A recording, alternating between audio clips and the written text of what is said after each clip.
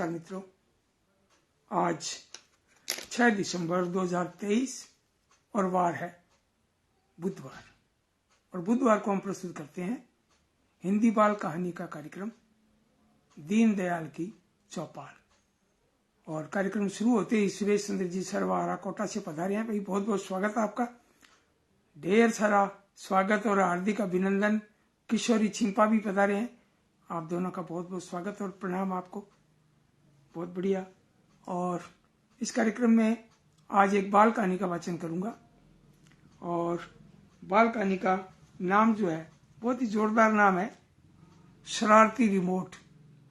और इसके रचनाकार हैं श्री संजीव जायसवाल, संजय, लखनऊ उत्तर प्रदेश। बहुत ही दिग्गज रचनाकार, जाने माने, और अनेक भाषाओं में इनकी किताबों का अनुवाद, देश विदेश की भाषाओं में खूब सारा काम इनका बच्चों के लिए बहुत जबरदस्त। तो लखनऊ जाने का कार्यक्रम हुआ अभी, और 3 तारीख को एक विशेष कार्यक्रम था, छोटी बेटी मानसी के सम्मान का कार्यक्रम। और संस्था का नाम है भाऊराव देवरस सेवा न्यास। इनकी ओर से आयोजित पंडित प्रताप नारायण मिश्र स्मृति युवा साहित्यकार सम्मान समारोह 2023। तो इसमें 6 युवा साहित्यकारों को सम्मानित किया गया और 6 युवा साहित्यकार अलग अलग विधाओं के रचनाकार थे। और खास बात यह कि 40 वर्ष से कम उम्र के जो रचनाकार हैं उनको इस कार्यक्रम में सम्मानित किया जाता है। तो 6 रचनाकार सम्मानित किए गए। और डॉक्टर सत्यवान सौरभ, आप भिवानी हरियाणा से, ये किसी कारणवश पहुंच नहीं पाए थे, तो आयोजक महोदय के पास उनका फोन आ गया। भी मेरे प्रतिनिधि के रूप में जो है हनुमानगढ़ से पधारे हुए रचनाकार हैं दीनदयाल शर्मा, जो मानसी के पापा हैं, उनको आप मेरे प्रतिनिधि के रूप में आप जो है सम्मान करेंगे तो मुझे बहुत बढ़िया लगेगा। तो वास्तव में मैं मानसी के लिए हम वहां गए थे, मानसी को सम्मानित करना था और मुझे भी सम्मानित किया गया, यानी सत्यवान सौरभ जी की जगह। तो मैं डॉक्टर साहब का भी बहुत बहुत आभार व्यक्त करता हूं। उनको उनकी सम्मान की सामग्री हमने वहां पहुंचा दी है। उन्होंने बहुत ही मतलब खुशी जाहिर करते हुए मिठाई का डिब्बा भी और भोजन भी लेके आए और अपनी 2 किताबें भी दी, अपनी और अपनी जो है उनकी जो श्रीमती जी हैं उनकी प्रियंका सौरभ, ये 2 किताबें भी आपने गिफ्ट में दी। बहुत अच्छा लगा। डॉक्टर सौरभ जो है बहुत ही ऊर्जावान साथी और बहुत ही मिलनसार व्यक्ति हैं, मैं इनको बधाई देता हूं। और दूसरे जो रचनाकार हैं जिनको सम्मानित किया गया वह उज्जैन मध्य प्रदेश के श्री मोरेश्वर राव उलारे, इनको कथा साहित्य में दिया गया। डॉक्टर सत्यवान सौरभ को काव्य के लिए, और मानसी शर्मा हमारी छोटी बिटिया जो हनुमानगढ़ राजस्थान से, इनको बाल साहित्य पर पक्षियों के बाल गीत इस किताब के लिए सम्मानित किया गया। और श्री लोकेंद्र सिंह भोपाल मध्य प्रदेश के, इनको पत्रकारिता में सम्मानित किया गया। डॉक्टर विपिन कुमार झा लखनऊ उत्तर प्रदेश के, आपको संस्कृत के लिए, आपको संस्कृत साहित्य के लिए आपको सम्मानित किया गया। और डॉक्टर केतन कानपरिया अमरेली गुजरात, इनको गुजराती भाषा के साहित्य के लिए सम्मानित किया गया। तो 6 लोगों को सम्मानित किया गया, तो बहुत बढ़िया लगा। और इसमें सम्मान स्वरूप जो है माँ सरस्वती की प्रतिमा और स्वस्ति चिन्ह, शॉल उड़ाना और माल्यार्पण, पुष्प अर्पित करना और 25,000 रुपए नगद भी, और बड़ा सारा एक प्रशस्ति पत्र। बहुत ही जबरदस्त समारोह। इतना वो वहां जो है माधव सभागार और ये सरस्वती शिशु मंदिर जो है, वो शिशु मंदिर परिसर निराला नगर लखनऊ में, वो पूरा जो है ना खचाखच भरा हुआ था। इतने सारे लोग और देश भर के जो पहुंचे हुए जो साहित्यकार थे वो भी वहां खूब थे। और अतिथि वहां थे, मैं आपको बताऊं कि माननीय केशव प्रसाद जी मौर्य, उप मुख्यमंत्री उत्तर प्रदेश सरकार, आप वहां मुख्य अतिथि के रूप में उपस्थित थे। और माननीय डॉक्टर अरुण सक्सेना जी, जो कि राज्य मंत्री स्वतंत्र प्रभार वन पर्यावरण उत्तर प्रदेश सरकार, ये विशिष्ट अतिथि थे। और कार्यक्रम की अध्यक्षता की थी माननीय प्रोफेसर संजय सिंह जी, जो कि कुलपति बाबा साहब भीमराव अंबेडकर केंद्रीय विश्वविद्यालय लखनऊ के जो कुलपति थे।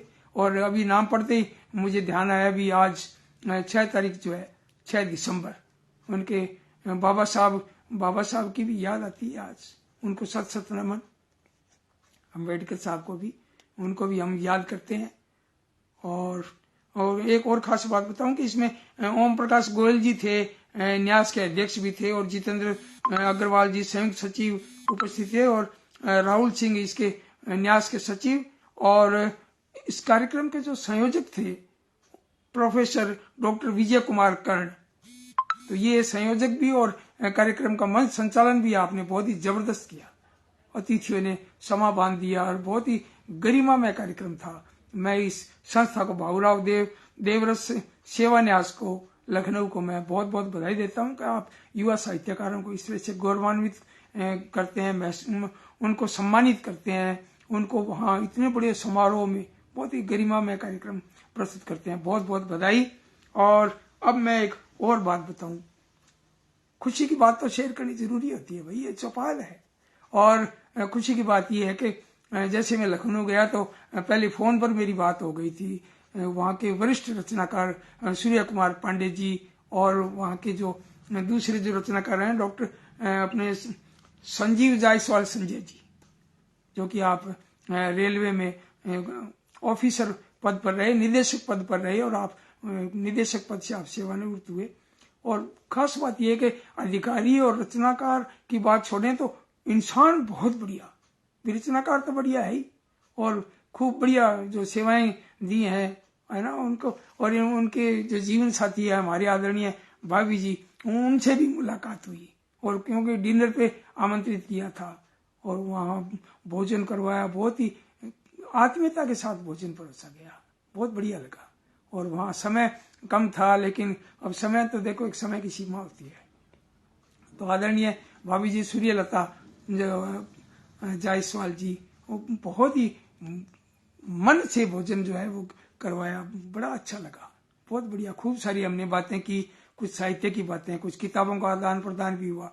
और इसी तरह से सुबह ही आ गए थे वहाँ सूर्य कुमार पांडे जी, वहाँ सरस्वती कुंज में आ गए थे, और समय के मुताबिक फोन पर बातें होती रही हमारी, तो आ गए। और फिर मैं उनके साथ मानसी और हम घर की तरफ चल पड़े, हम ऑटो में वहाँ गए घर पर। और वहाँ आदरणीय भाभी जी संध्या जी वहाँ जो है ना वहाँ मिले, संध्या पांडे जी। तो मैं बताना चाहूँगा कि उनके संजीव जी के जो जोड़ायत हैं, उनकी श्रीमती जी जो है वो अपने सूर्यलता जी, वो केंद्रीय विद्यालय में विज्ञान की शिक्षिका रही। उन्होंने जो VRS ले लिया था, है ना भाई साहब, जब सेवानिवृत्त हुए, संजीव ज्यादा होती है तो थोड़ा यूँ 7:30 के बाद फोन कर ले मैं तो बड़ी कृपा होगी, क्योंकि इस तरह फोन करेंगे तो सारा विघ्न रहना पड़ता है फिर। तो वहां भी मैं बताना चाह रहा था आपको, जो बात बता रहा था मेरे दिमाग में घूम रही बात के सूर्य कुमार पांडे जी, उनसे मिले, चाय नाश्ता करवाया और खूब सारी चीजें, और कमाल है। मतलब मैं तो कई चीजों का मैं नाम ही नहीं जानता था, ऐसी ऐसी चीजें उन्होंने वहां परोसी। और आते समय किताबें दी कुछ, और एक किताब जो मैं दिखाना चाहूंगा आपको, ये चौरी चौरा जन क्रांति का नया सवेरा, ये किताब दी। और आपने पत्रिकाएं भी खूब सारी दी, बालवाणी वहां लखनऊ से प्रकाशित होती है बच्चों की पत्रिका, बालवाणी का अंक भी दिया, साहित्य भारती ये भी दी, और पुस्तक संस्कृति की भी 3 किताबें, उनकी भी ये भी किताबें दी, खूब सारा साहित्य दिया। और संजीव जायसवाल जी ने भी 4 किताबें दी। मेरी इच्छा थी भी कम से कम 1 किताब तो लूं, इतने बढ़िया राइटर है, पढ़ने का मन भी करता है। तो उन्होंने मुझे 4 किताबें दी। तो एक तो मानसी के लिए मैं चुप नहीं रहूंगी, ये इनकी किताब, और दूसरा बाल कहानी संग्रह सोशल मीडिया का राजकुमार, जो मैं आपको कहानियां सुनाऊंगा इसी किताब में से, शरारती रिमोट मैं सुनाऊंगा। लेकिन कुछ और बता दूं मैं, और ध्रुवी के लिए भी आपने दिया सूरज चंदा साथ साथ, ये भी आपने दिया। और ये चंदा गिनती भूल गया, ये भी देखो बाल मन की ये किताबें। तो मैं वहां से खूब सारी ऊर्जा लेकर आया। और इसी बीच जो है सूर्य कुमार पांडे जी के यहाँ खूब सारी बातें की, और साहित्य की भी बातें हुई, किताबों का पुस्तकों का आदान प्रदान हुआ। और फिर बाद में फोन आ गया अपने जाकिर अली रजनीश, वहाँ के ऊर्जावान रचनाकार और कथाकार और ब्लॉगर भी हैं।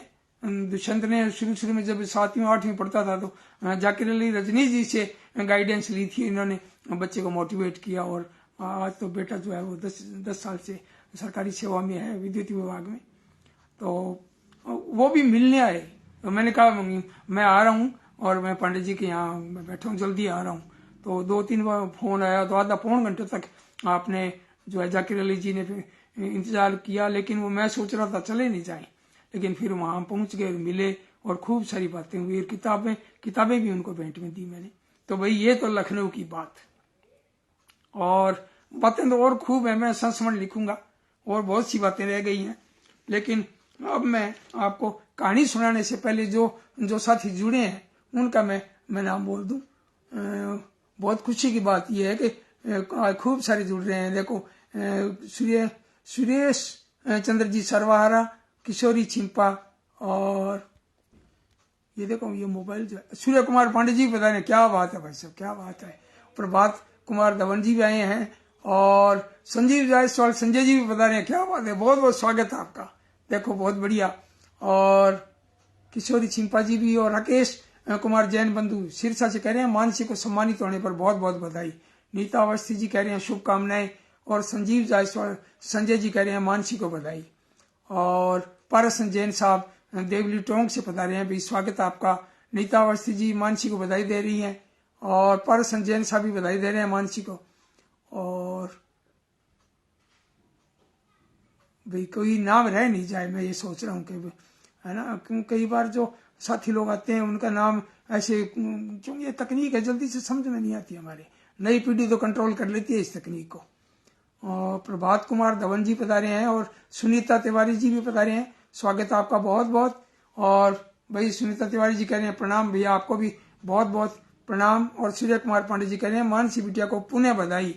भाई आपका आशीर्वाद बना रहे भाई साहब, बिटिया पर भी और मेरे पर भी बना रहे। और इतने दिग्गज राइटर जो हैं, इतने बड़े बड़े राइटर से मैं मिलके आ रहा हूँ, और कोई घमंड नहीं किसी तरह का, ये कितनी बड़ी बात है। जैसे होता है ना, जो एक बड़ा वृक्ष होता है, खूब सारे फल लगे हों और ज्यादा वो झुक जाता है, फिर वही विनम्रता उनमें वहां देखने को मिली।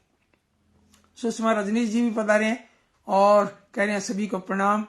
और पारस जैन साहब कह रहे हैं आवाज अटक गई है। भाई मैं तो बोल रहा हूँ, मेरी तो भी नहीं अटकी है है ना। और कई बार ये बेटा दुष्यंत भी आ गया, देखो है ना, मैं बेटे से भी ये ठीक करवा लेता हूँ। कई बार भी मोबाइल में गड़बड़ी हो जाती है, कोई फोन करता है तो गड़बड़ी हो जाती है। मानसी को बधाई दे रही है सुषमा रजनीश जी। और भाई आपको हरिराम, ये हजारी राम जी बागानी जो है वो पधारे हैं, बोजा सर से फलौदी से पधारे हैं, स्वागत है आपका। सुषमा रजनीश जी कह रहे हैं लखनऊ में मैं भी जाकिर जी से मिली थी।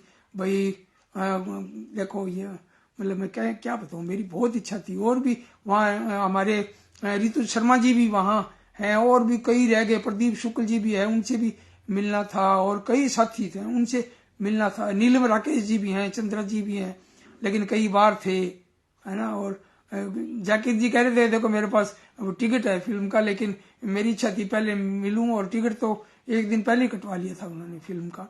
तो बहुत अच्छी बात है, ये जीवन में ये भी जरूरी है, मनोरंजन भी बहुत जरूरी है, लेखन पठन यही तो एक जीवन का हिस्सा है। तो बहुत बहुत स्वागत। अब मैं कहानी का वाचन करूं, इससे पहले मैं संजीव जायसवाल संजय जी का संक्षेप में परिचय पढ़ दूं। आपकी 16 कहानी संग्रह, 13 उपन्यास, 2 व्यंग्य संग्रह और 29 चित्र कथाएं और प्रतिष्ठित पत्र पत्रिकाओं में 1150 से अधिक कहानियां और व्यंग प्रकाशित। भाई बहुत बहुत बधाई। और आपको प्रमुख पुरस्कार मिले। वैसे तो पुरस्कारों के कई पृष्ठ हैं, लेकिन प्रमुख जो है वो मैं बता रहा हूं आपको कि भारत सरकार का प्रतिष्ठित भारतेंदु हरिश्चंद्र पुरस्कार रिकॉर्ड 2 बार, एक तो 2005 में और दूसरी बार मिला इनको 2010 में।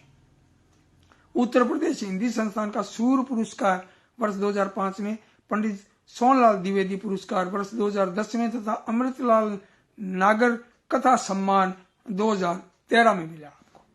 और उत्तर प्रदेश हिंदी संस्थान का 2 लाख रुपए का बाल साहित्य भारतीय पुरस्कार आपको 2018 में मिला। क्या बात है।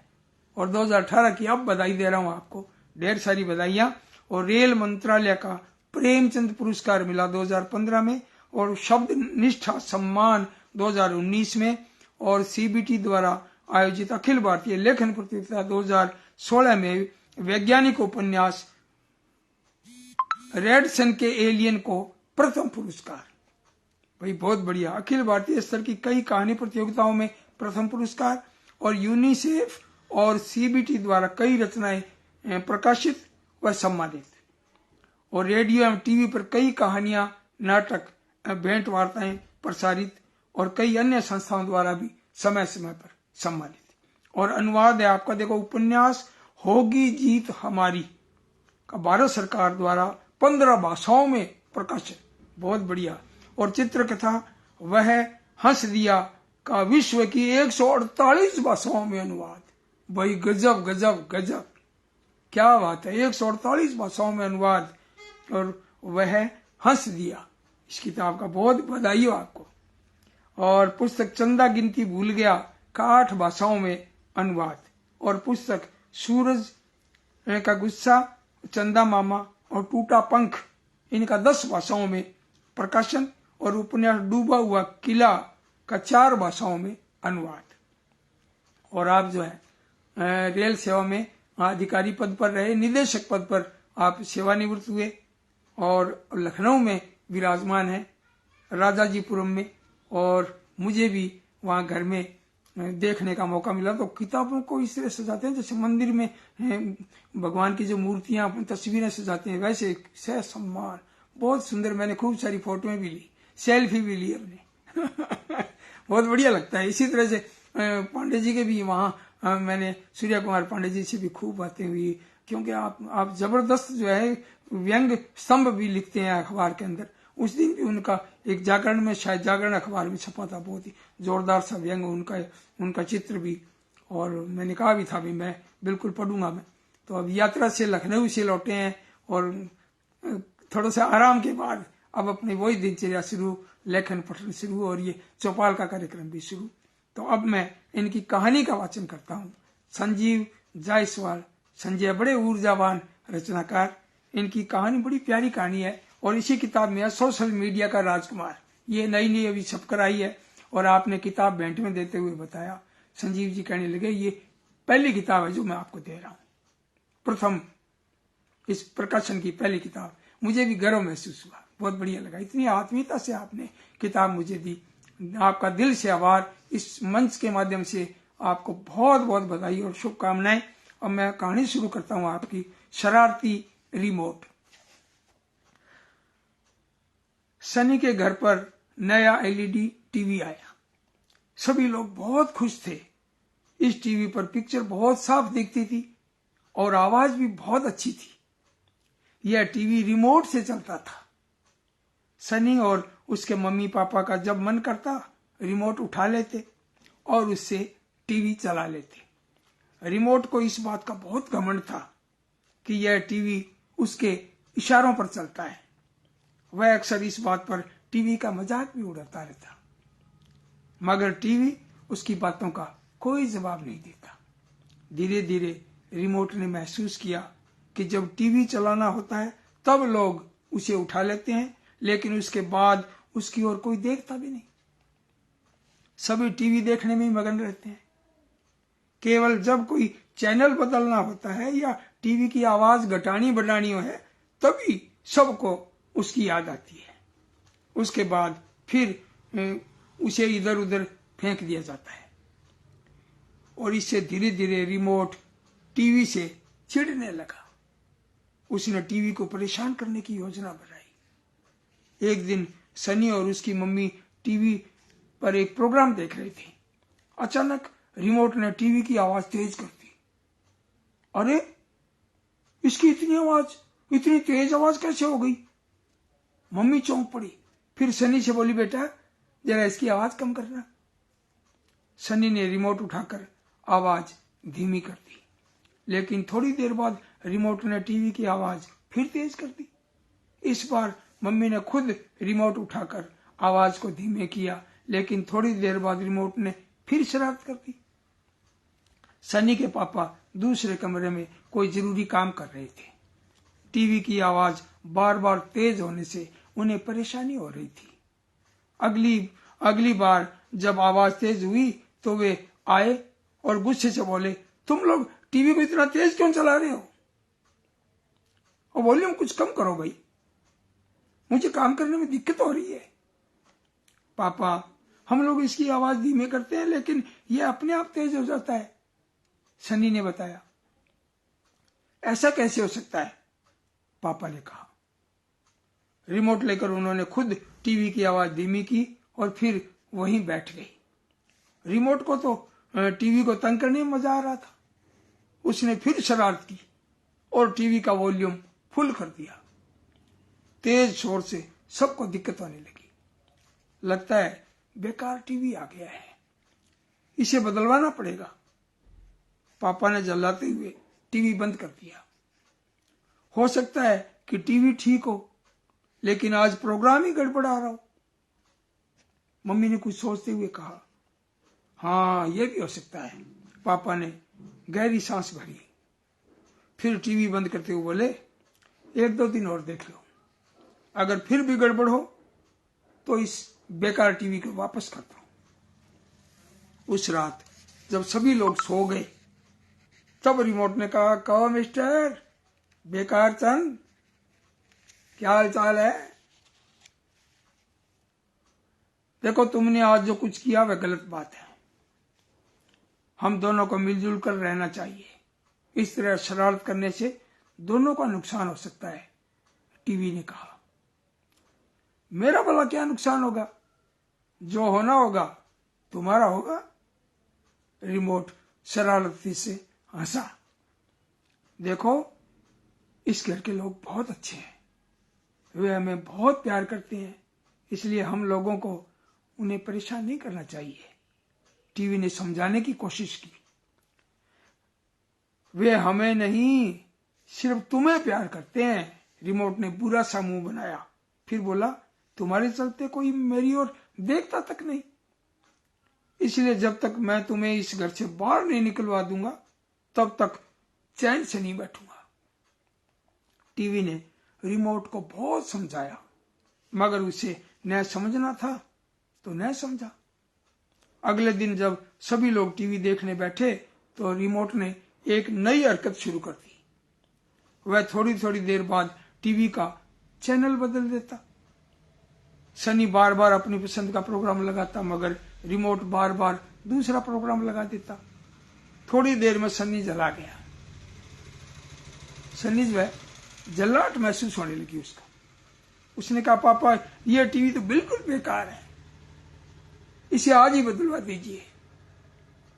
पापा ने कंपनी में तुरंत शिकायत की तो उधर से कस्टम केयर ऑफिसर ने कहा, सर टीवी का चैनल अपने आप कैसे बदल सकता है?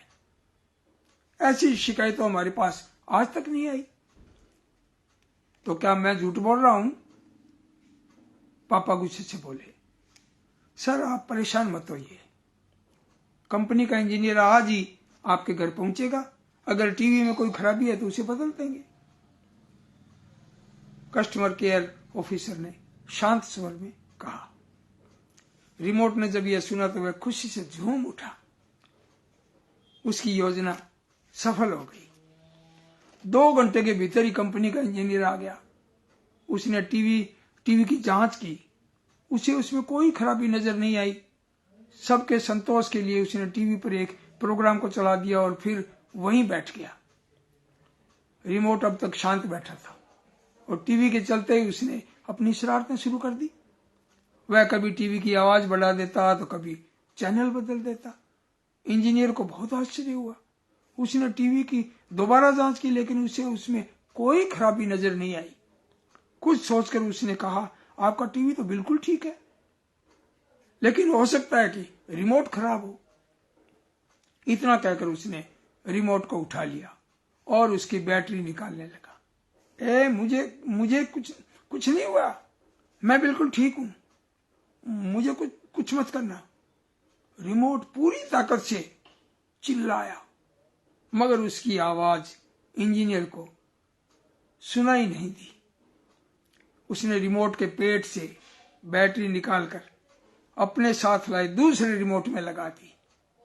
टीवी को दोबारा चलाने के बाद इंजीनियर काफी देर तक वहां बैठा रहा।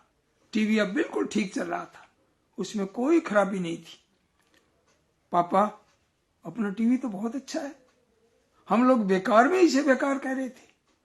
सनी ने कहा, हाँ बेटा, बेकार तो यह रिमोट था, सबको परेशान करके रख दिया। पापा ने कहा। फिर इंजीनियर से पूछा, क्या नए रिमोट के लिए कुछ पैसे देने पड़ेंगे? नहीं सर, यह कंपनी की तरफ से बिल्कुल मुफ्त है, क्योंकि आपका टीवी अभी गारंटी पीरियड में है। इंजीनियर ने कहा। फिर पुराने रिमोट को उठाकर अपने बैग के भीतर फेंक दिया। मुझे बाहर निकालो, मुझे बाहर निकालो, मैं बिल्कुल ठीक हूं, अब वादा करता हूं अब कभी शरारत नहीं करूंगा। बैग के कोई नहीं था। इंजीनियर ने कंपनी में जाकर उसे कोने में पड़े कबाड़ में फेंक दिया। रिमोट अब अपनी करनी पर बहुत पछता रहा था, मगर अब कुछ नहीं हो सकता था। उधर नए रिमोट और टीवी की बहुत जल्दी दोस्ती हो गई और दोनों मिलकर सनी को अच्छे अच्छे कार्यक्रम दिखाते। सनी भी अब बहुत खुश था और पूरा परिवार खुश था। भाई बहुत बढ़िया। सोशल मीडिया का राजकुमार, इस किताब में से ये कहानी शरारती रिमोट। भाई मजा आ गया, कहानी पढ़कर भी मजा आ गया, लेकिन बीच में जो है ना 2 बार फोन आ गया इस तरह से। और मैंने निवेदन कर रखा है, कार्यक्रम के बीच में कृपया फोन ना करें। पता है सबको भी, बुध, गुरु और शुक्र को 7 और 7:30 के बीच में मैं इस तरह का कार्यक्रम देता हूं। खैर, जिसने फोन किया है उन्हें पता नहीं होगा, है ना, फिर भी ध्यान रखें। और कहानी आपको बढ़िया लगी होगी, आपने सुनी है, बहुत बढ़िया लगा। और मैं कुछ नाम और बोल दूं। आनंद विश्वास जी यहाँ पधारे हैं नई दिल्ली से, और कविता शर्मा जी पधारी हैं, मुझे लगता है कविता शर्मा जी श्री गंगानगर से। और संजीव जायसवाल जी कह रहे हैं कि प्रभावशाली वाचन। भाई कहानी बहुत गजब है। देखो, ऐसा मुझे पूरी पिक्चर सी दिख गई, है ना, मुझे दिख रहे थे टीवी और ये रिमोट बात करते हुए, वो इंजीनियर भी दिख रहा था, वो ऐसे सेल चेंज कर रहा था और सेल बदलते हुए भी दिख रहा था, है ना, पूरी पिक्चर देख ली मैंने। और डॉक्टर सतीश चंद्र भगत बनौली दरभंगा से कह रहे हैं, बहुत सुंदर स्वागत है आदरणीय संजीव जी की कहानी शरारती रिमोट। और आदरणीय दीनदयाल शर्मा जी, बहुत बहुत साधुवाद, सादर प्रणाम। और कृष्ण गोपाल सिन्हा जी भी पधारे हैं, भाई स्वागत आपका। और संजू श्रृंगी कोटा से, भाई क्या बात है, बहुत बढ़िया, बहुत बढ़िया, बहुत एक्टिव रहती हैं संजीव श्रृंगी जो है। आपका कार्यक्रम कहते हैं बहुत रोचक है, बहुत रोचक होता है। भी बढ़िया, धन्यवाद। आप पधारते हो तब मजा आता है ना, आप आते हो, मैं खाली अकेला बोलता रहूं, क्या फायदा फिर, है ना, आपके आने से शोभा बढ़ती है। और रोहिणी बहादुरे भी पधारे हैं, और कविता शर्मा जी भी, और संजीव जायसवाल, संजय, डॉक्टर सतीश चंद्र भगत, संजू श्रृंगी और प्रभु दयाल, ये प्रत्युष गुलेरी जी हिमाचल से, क्या बात है, बहुत बहुत स्वागत आपका भाई साहब। और रोहिणी, आगे देखो नाम चला गया, देखो रोहिणी बहादुरे पधारे हैं, स्वागत आपका। सुरेश चंद्र जी कह रहे हैं, शरारती रिमोट बहुत सुंदर और विज्ञान पर आधारित एक बाल कथा। श्री संजीव जायसवाल जी, संजय जी को बहुत बहुत बधाई।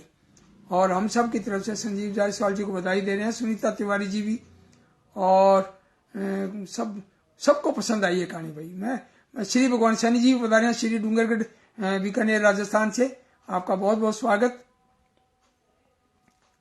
और बधाई दे रहे हैं आप, है ना, बहुत बहुत स्वागत और बहुत बहुत धन्यवाद। और मुझे लग रहा है आज तो कई नाम रह भी सकते हैं आज, है ना, क्यों ये मोबाइल जो है कभी ऐसे नाम नीचे जा रहा है, कभी ऊपर आ रहा है। और सुषमा रजनीश जी भी हैं, और प्रवीण महन जी हमारे मित्र जो है, नरेश महन जी के छोटे भाई प्रवीण जी भी हमारे छोटे भाई हैं। और ये जो है ना, वो सूचना के अधिकार में एक संस्था के पदाधिकारी हैं, अध्यक्ष हैं। आपने उस संस्था का गठन किया है, बहुत ही बढ़िया, बड़े जागरूक साथी हैं।